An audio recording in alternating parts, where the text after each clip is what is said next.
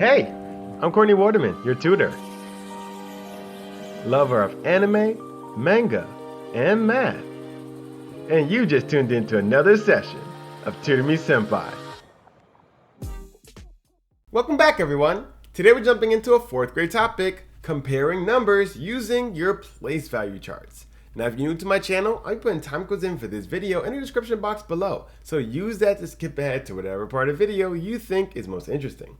As always, if you have any questions what we see today, or even on homework, you can always visit me on my Facebook page at Tutor Me Sempai and tell me all about it there. Today's video will have 4 parts, so leave a like, smash subscribe, and let's get started. Comparing numbers using your place value chart is going to be rather simple as long as you can do the following 2 things. If you can fill in your place value chart correctly and tell me which one is greater, 5 or 7. If you can do both of those 2 things, I assure you, using your place value chart to compare numbers will be super simple. So regarding the question, which is greater, 5 or 7, we know that 7 is indeed greater than 5. But what does that look like inside your place value chart? So we know 5 is less than 7, but let's put both of these numbers in our place value chart first. So we're going to separate them. And we always try to fill our place value chart from the right. That will help us eliminate any potential mess ups from filling it in too early. If you fill it in starting from your 1s, then there's a better chance of you making sure you only fill in what you need. We only have one number here, so it's just going to be in this one part here.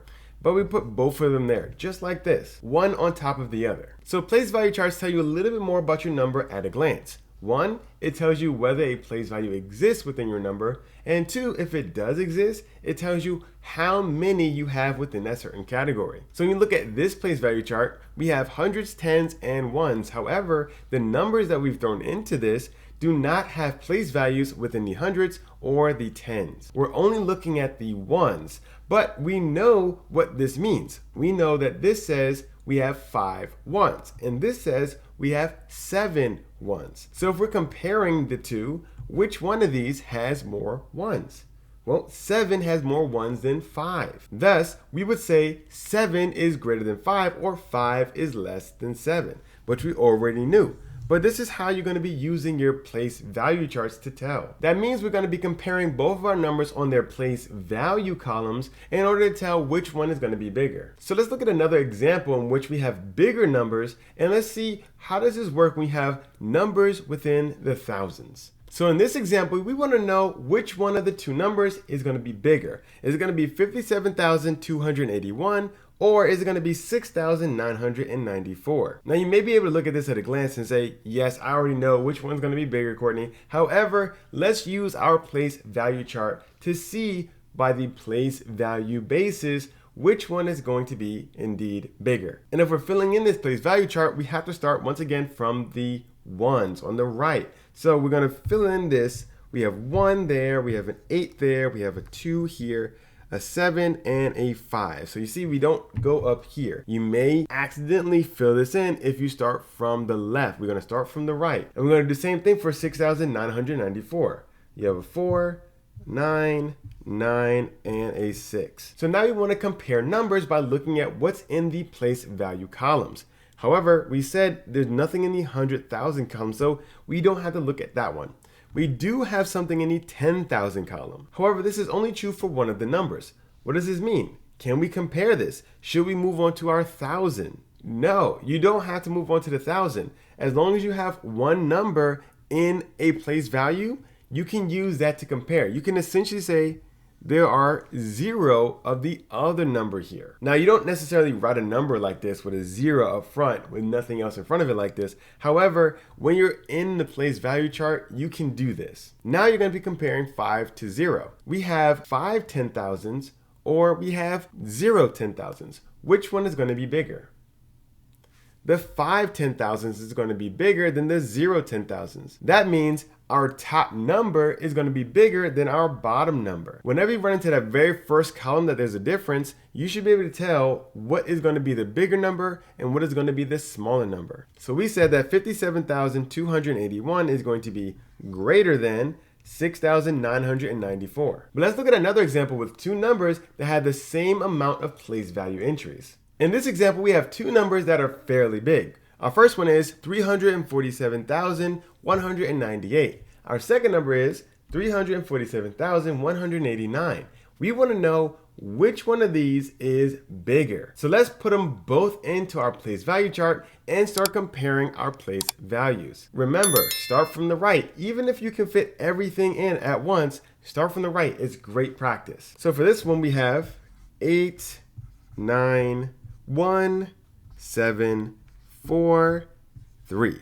And for this one, we have 9, 8, 1, 7, 4, 3. So now that we have both of our numbers written out in our place value chart, let's start comparing our place values. And we're going to start with 100,000, our biggest one on our chart. Now we want to do this because we want to see very quickly which number is going to be bigger. So we have to start at the highest and go towards the lowest, because the very first place that they're different, we'll be able to know which one is indeed bigger. So looking at 100,000, we see our top number has 300,000s and our bottom number also has 300,000s. That means we don't know just from looking at this column alone. However, we have more columns we can look at. So let's keep going down the line.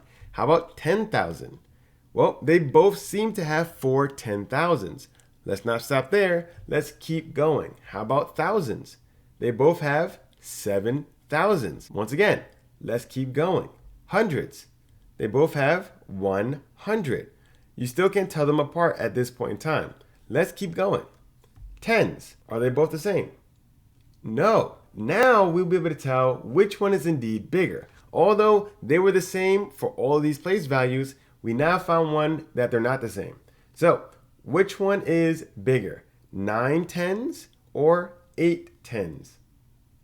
9 tens is going to be bigger than 8 tens. That means our top number is going to be bigger than our bottom number. It doesn't matter what comes after this tens here. You see, although ones has more ones for our bottom, we have more tens for our top. So our top one is going to be greater than our bottom one. Now there can be some times in which you'll go through all the place values and you won't find any difference. That's perfectly okay. That just means that both of the numbers are in fact equal. However, if there is a difference, you better tell which one's bigger by comparing that place value. So let's look at one more example, because you don't have to actually stop at just comparing two numbers. You can have more numbers than just this when you're comparing using your place value charts. So in this last example, we have 3 numbers that we're comparing and we want to rank them from smallest to biggest. 1 being the smallest, 3 being the biggest. So we're going to give these a ranking. However, we're going to do that using our place value chart. So the first thing we want to do is put all of these numbers within the place value chart. Starting on the right, we'll do our first one. We have 6, 9, 2, 3, 4. Let's move on to this one. We have 7, 0, 4, 5, 8, 2. And this one, we have 1, 1, 3, 9, 4. So now we've placed everything here. Let's start comparing our numbers using our place value columns. Once again, we want to start at the highest one. And you see that we have a number here. That means we can either fill in these for 0 for everything else, or just say that the one that has the number there is going to be our largest number. So this middle one is going to be the biggest, and we're going from smallest to biggest. So 3 is going to be given to our biggest number. So that's going to be this. This is our biggest number. So now let's continue on and compare our last 2 numbers. We have 10,000s. We're no longer looking at the middle one because we already said this is going to be our biggest number. But we have to compare the first and our last. And you see that they both have 4 10,000s. So we can't do anything there. How about thousands? Well, now we have some difference here, right? Our top one says we have 3,000s and our bottom one says we have 9,000s. Well, which one's going to be bigger?